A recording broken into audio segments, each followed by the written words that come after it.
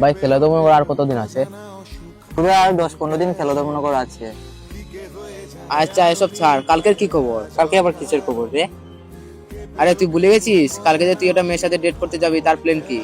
আরে ভাই, আমার এখন থেকে নার্ভাস ফিল হচ্ছে। আমি কালকে কি ডেট করবো ভাই? নার্ভাস ভাই? তুই কালকে কোন সময় যাবি সেটা বল।